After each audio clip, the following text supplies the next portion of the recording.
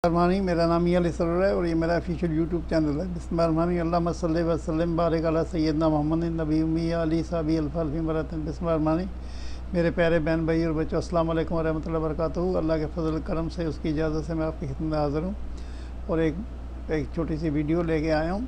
आप सुनिएगा, महसूस होजिएगा और मेरे लिए दुआ कीजिएगा। आइए चलते हैं वीडियो की तरफ।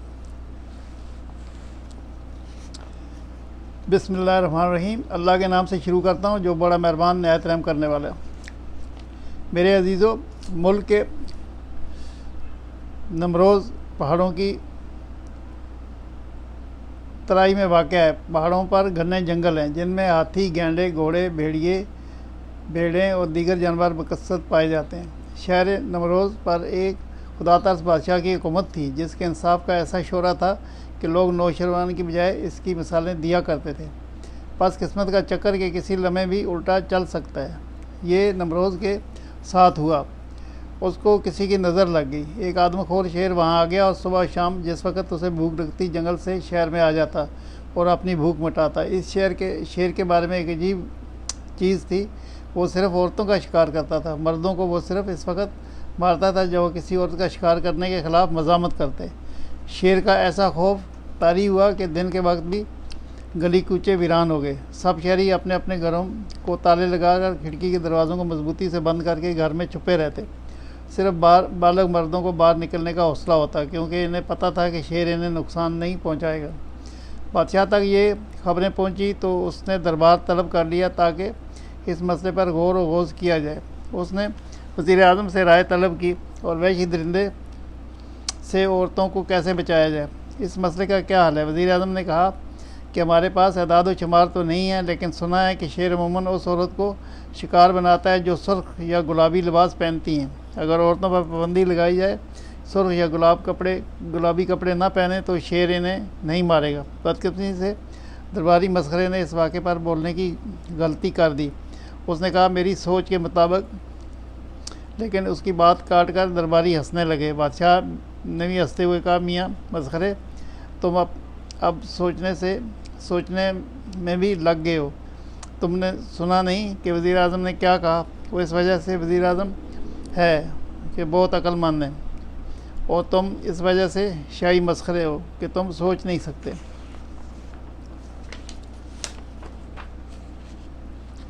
तुम्हारी बेवकूफ़ियों के सब हंसते हैं। बादशाह ने हुक्म जारी किया कि आइंदा से कोई औरत सुर्ख लिबास या गुलाबी लिबास नहीं पहनेगी।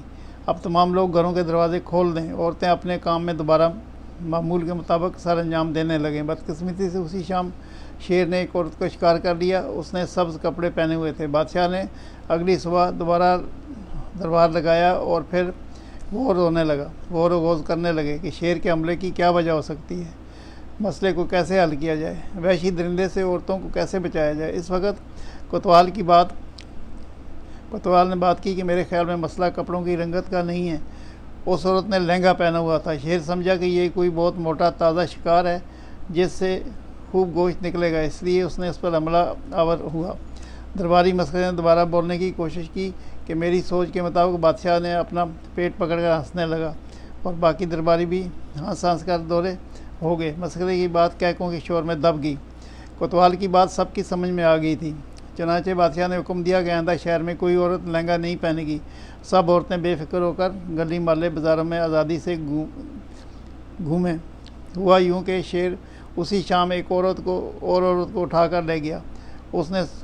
उसने ना तो सुर्ख कपड़े पहने थे ना ही लहंगा। बादशाह दोबारा खुसूसी इजलास तलब किया और पूछा वहशी दरिंदे से औरतों को कैसे बचाया जाए, इस मसले का क्या हल है। अब दरबारी मसखरे ने पहले से बोलने की कोशिश की। मेरे ख्याल में सब ज़ारो कतार हंसने लगे। बादशाह ने हाथ उठाकर मसखरे को मज़ीद कुछ कहने से मना किया। अपने उस्ताद से मुखातब होकर हुआ, या हज़रत वज़ीर, और कोतवाल का मुशाहदा तो गलत निकला।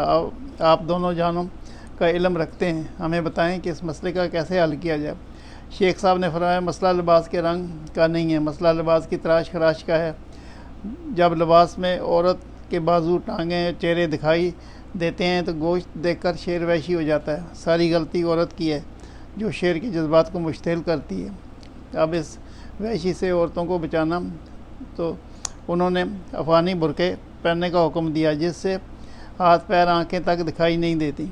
शेर को गोश्त दिखाई नहीं देगा तो वो हमला नहीं करेगा। शेख साहब ने दुरुस्त फरमाया, ये मसला है, इनके मशवरे पर अमल करने से मसला हल हो जाएगा। हुक्म जारी कर दिया गया कि आइंदा तमाम औरतें अफ़गानी बुरका पहना करें और शेर इन्हें कोई नुकसान नहीं पहुंचाएगा। बदकिस्मती से इस मरतबा शेर ने ऐन 12 बजे दोपहर एक औरत पर हमला कर दिया और उसे उठाकर ले गया। एक बार फिर दोबारा दरबार लगाया गया। बादशाह अब बहुत परेशान था। उसके काबिल तरीन वज़ीर-ए-आज़म अमन अमा बरकरार रखने वाले मशहूर कोतवाल और सबसे बड़े आलम का इल्म भी ये मसला हल ना कर सका। अब बादशाह पर अवाम अदम एतमाद करने लगे। उसकी बात पर यकीन करने को तैयार नहीं थे कि लिबास ठीक कर लिया जाए, शेर शहर की औरतों को नुकसान नहीं पहुंचाएगा। बादशाह ने फिर मशवरा तलब किया, क्या वहशी दरिंदों को औरतों से कैसे बचाया सकता है, इस मसले का क्या हल है। खूब सोच समझ कर हल बताना। हल नाकाम हुआ तो हल तजवीज़ करने वाले को इबरतनाक सज़ा दी जाएगी। सब दरबारियों को सज़ा का सुनकर सांप सूंघ गया, मगर अहमद मस्खरा फिर बोल उठा कि मेरे ख्याल के मुताबिक बहुत से दरबारी फिर मुस्कुराने लगे। बादशाह ने एक तनाव की कैफियत में था। उसने चिढ़कर कहा, एक बार ही बता दो कि तुम्हारे नन्हे से दिमाग में क्या खिचड़ी पक रही है, ताकि हम इसे एक मरतबा सुनकर कूड़े के ढेर पर फेंकें और फिर सब अकल और दाना लोग इस मसले पर यकसुई से गौर कर सकें। मस्खरे ने कहा, मेरे ख्याल के मुताबिक मसला औरत के लिबास में नहीं है, शेर की फितरत में। वहशत है। औरत ख्वाह कोई भी लिबास पहने, उस दरिंदे ने इस पर हमला करना ही करना है ताकि अपनी भूख मिटा सके। बेहतर है औरतों पर पाबंदी लगाने के बजाय शेर को काबू में लाया जाए। शहर के दरवाजे के पास तमाम छतों पर 3 अंदाज मुकर्रर कर दिए जाएँ, जिसे जैसे ही शेर शहर में दाखिल हो उससे तीरों से छलनी कर दें। किसी दूसरे दरबारी ने कोई मशवरा नहीं दिया तो बादशाह ने लाचार होकर मसखरे की तजवीज़ के मुताबिक छतों पर 3 अंदाज मुकर्रर कर दिए। सहपैर शेर शहर में दाखिल हुआ तो उस पर हर तरफ से तीर बरसने लगे। चंद ही लम्हों में वो मारा गया।